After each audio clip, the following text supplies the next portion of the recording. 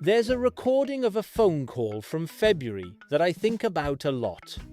It's a corporate earnings call, private prison company, analysts on the line, executives on the other end, everyone using that flat voice people use when they're discussing logistics.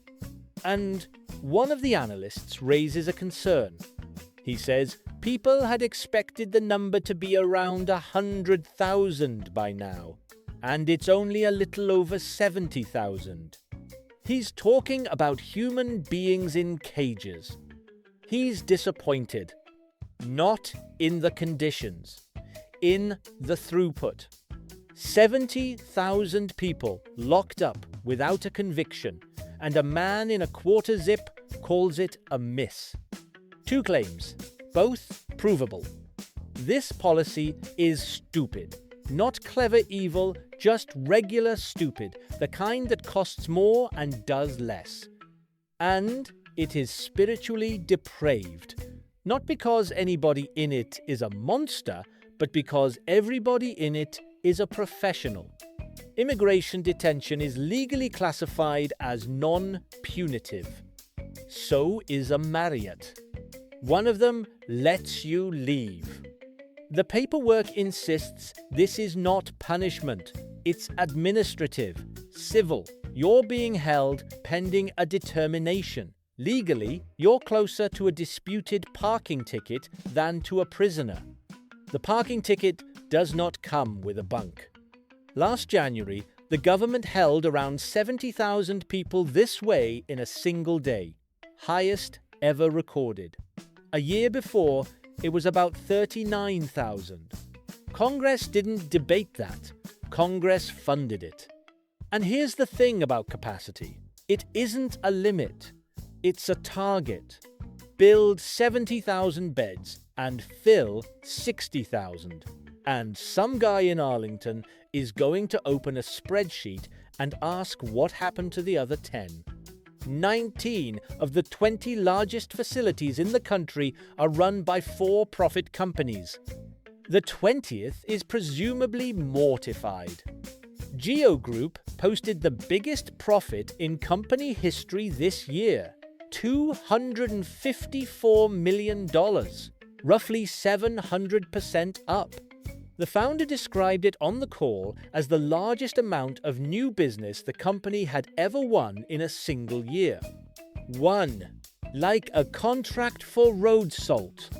CoreCivic cleared $116 million. Its revenue from federal detention contracts in one quarter more than doubled. Between April and June, the two of them together pulled $1.4 billion in revenue. CoreCivic also sold 4 detention centers to the Department of Homeland Security for $1.6 billion, and then kept running them. They sold the buildings to the government and stayed on as management. That's not a loophole. That's a business model with a bow on it. Nobody leaked any of this, by the way. There's no whistleblower in this video, no brown envelope, no source who asked to remain anonymous. They said it out loud into a telephone to their shareholders on a Thursday.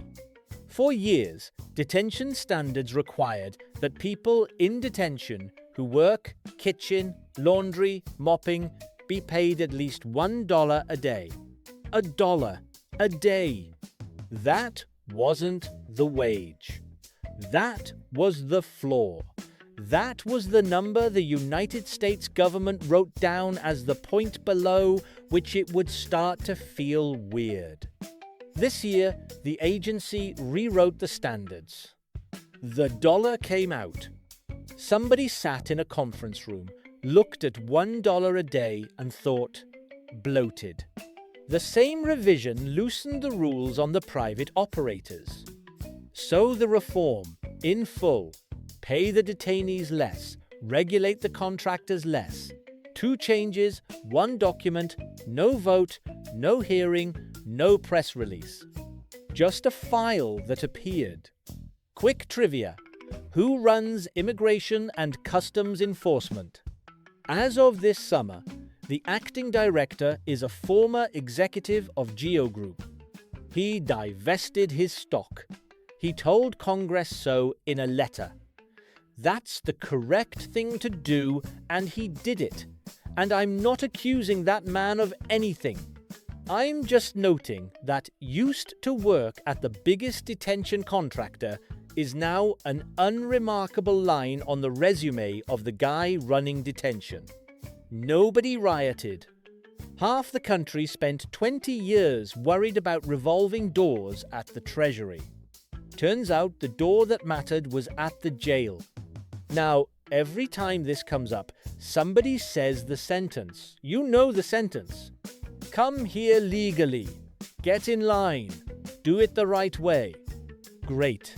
Let's look at the line.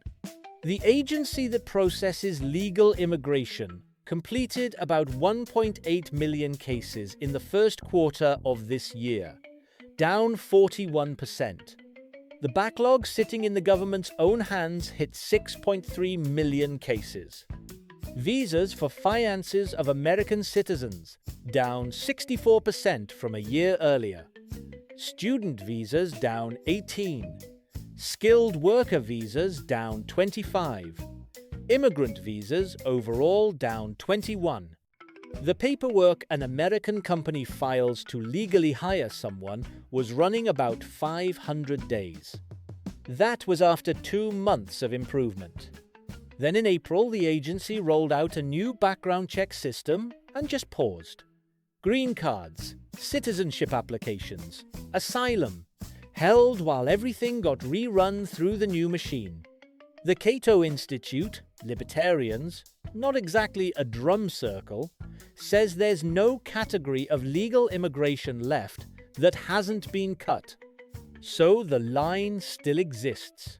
It's just been unplugged and turned to face the wall. You can't cut the line. You also can't be in the line. The line is closed. Please continue standing in it. I'm going to stop being funny for 90 seconds. It'll be obvious when I start again. In Minneapolis, federal agents shot and killed 2 civilians during an enforcement operation. In the weeks after, detention numbers dropped, mostly among people with no criminal history at all. No policy changed. The agency just behaved differently while people were watching. American citizens have been swept up and held in these operations, repeatedly, documented. At a facility in Newark, detainees went on hunger strike over expired food, medical neglect, and no real access to lawyers. Federal officials said no hunger strike was happening. The families said otherwise.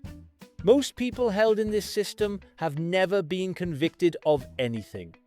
That's the whole segment, no joke in it. I looked. Back to the call, because the industry already told us what's next. The chairman mentioned that once detention capacity maxes out, the focus shifts to electronic monitoring. A subsidiary of theirs already tracks about 183,000 people. Beds have a ceiling. Ankles do not. That's the tell. That's the whole thing in one line. A policy aimed at a problem shrinks when the problem shrinks. A policy aimed at a revenue line just needs a bigger addressable market. They've maxed out the cages, so now they're selling the bracelet. Next year, an app. Add it up. It costs more to lock someone up than to process their paperwork. So the country locks them up and defunds the paperwork. It demands people use the legal system while dismantling the legal system. It hands the operation to companies whose investors are audibly annoyed the cages aren't fuller. And it deleted a rule guaranteeing $1 a day. Stupid on the merits. Depraved in the accounting. And the strangest part isn't that it's hidden. It's in the earnings transcript.